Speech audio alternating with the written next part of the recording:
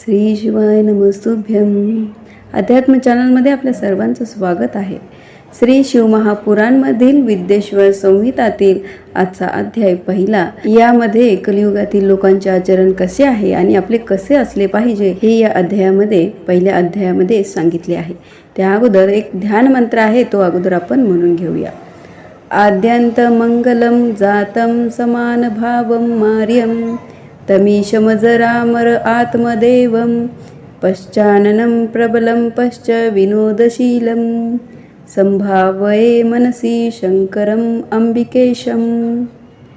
या ध्यानमंत्राचा अर्थ असा आहे की जे आधीपासून अंतापर्यंत आहेत, जे नित्य मंगलमय आहेत, ज्यांची कशाशीही तुलना अथवा समानता करता येत नाही, अर्थात जे एकमेव आहे, जे आत्म्याच्या स्वरूपाला प्रकाशित करतात, ज्यांना 5 मुखे आहेत, जे सहजगत्या जगाची रचना, पालन, संरक्षण, संहार, लय, संपूर्ण विध्वंस, पुनरुत्पत्ती ही 5 प्रबळ कर्मे करतात, त्या सर्व श्रेष्ठ अजरामर उमापती भगवान शंकरांचे मी मनोमन चिंतन करतो.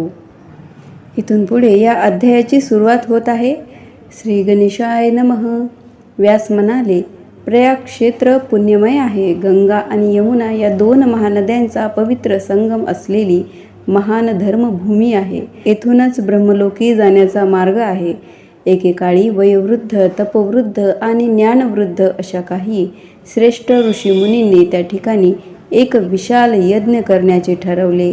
त्या महाज्ञान यागाचे वृत्त समजताच व्यास शिष्य सूत महात्म्यांच्या दर्शनासाठी त्वरेने तेथे आले. त्यांना पाहून तेथे उपस्थित असलेल्या सर्व ऋषीश्रेष्ठींना फारच आनंद झाला. त्या सर्वांनी सूतांचे प्रसन्न मनाने स्वागत केले, त्यांचे उत्तम आदरातिथ्य केले.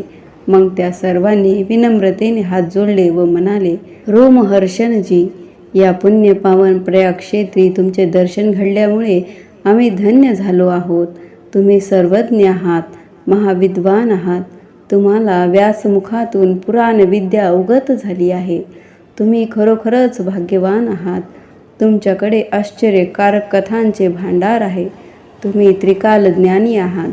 भूत, भविष्य, वर्तमान सर्व काही जाणता. तुम्ही कल्याण करणारे आहात. तुम्ही वक्ते आहात. तुमचे आगमन ही आमच्यासाठी मोठी पर्वणीच आहे. या संधीचा आम्ही नक्की लाभ घेणार.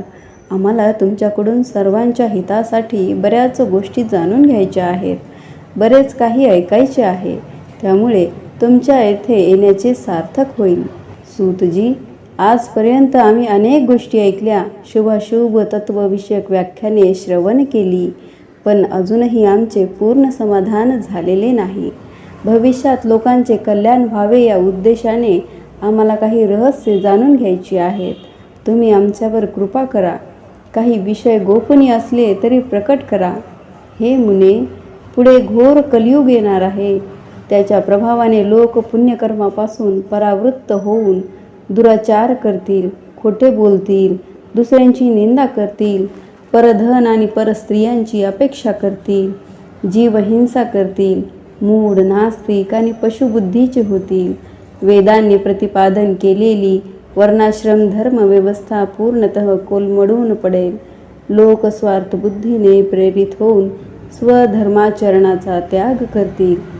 सुखप्राप्तीसाठी विपरीत आचरण करतील. वर्णसंकर होऊन त्यांचे पतन होईल. परिवार एकसंघ राहणार नाही. समाज विस्कळीत होईल. नैसर्गिक आपत्तींनी प्रजांचा मोठ्या प्रमाणावर नाश होईल.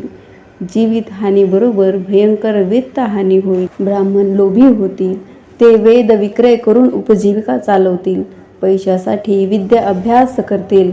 मदोन्मत्त होऊन दुसऱ्यांना फसवतील. स्नान संध्यादी ब्रह्मकर्माचा त्याग करतील. ब्रह्मज्ञान शून्य होईल.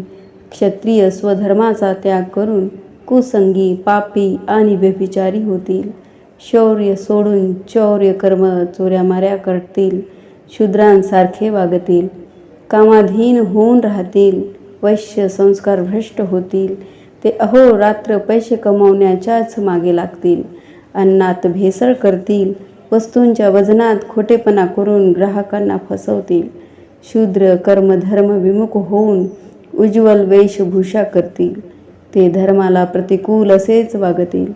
कुटील विचार करतील, ईर्ष्या करतील, ब्राह्मणांची निंदा करतील. त्यांच्यामध्ये जे श्रीमंत असतील ते कुकर्मे करतील. जे विद्वान असतील ते इतरांशी वादविवाद करतील. ते स्वतःला कुलीन समजून सर्व धर्मातील आणि वर्णातील स्त्रियांशी विवाह करतील. आपल्या सामाजिक अधिकार कक्षेच्या बाहेर जाऊन ब्राह्मणोचित सत्कर्माची अनुष्ठाने करतील. स्त्रिया सदाचार विमुख होतील. पतीचा अपमान करतील. त्याची सेवा करणार नाहीत. त्या कुस्तीत बोलतील. तसेच हावभाव करतील. सासू सासऱ्यांशी भांडतील. थोरा मोठ्यांचा आदर करणार नाहीत. त्या हट्टी होतील. आपलं तेच खरं करतील. सूतजी, अशा प्रकारे कलिप्रभावाने ज्यांची विवेकबुद्धी नष्ट झाली आहे, ज्यांनी वर्णाश्रम धर्माचा त्याग केलेला आहे, अशा पथभ्रष्ट लोकांना इहलोकी व परलोकी सुखशांती कशी मिळणार, त्यांचा उद्धार कसा होणार, या चिंतेने आमचे मन सदैव व्याकुळ असते. मुनिवर्य, परोपकारासारखा दुसरा श्रेष्ठ धर्म नाही. जो या धर्माचे पालन करतो तो दुसऱ्यांना सुखी करतो आणि स्वतःही प्रसन्नता अनुभवतो. उपकार करता निष्काम असेल तर त्याचे हृदय अधिकाधिक शुद्ध होते. लोककल्याणाची सद्भावना त्याला परमगती प्रदान करते. तुम्ही सर्व सिद्धांताचे ज्ञाते आहात, म्हणून कृपा करून असा एखादा लहानसा पण प्रभावी उपाय सांगा की ज्या योगे कलियुगात व अन्य केव्हाही लोकांच्या पापांचा नाश होऊन त्यांचा उद्धार होऊ शकेल. या ठिकाणी विद्येश्वर संहितेतील अध्याय 1 हा कलियुगातील लोकांचे आचरण या ठिकाणी इथे समाप्त झाला. व्हिडिओ आवडला तर नक्की लाईक शेअर करा. चॅनलवर नवीन असाल तर प्लीज सबस्क्राईब करा.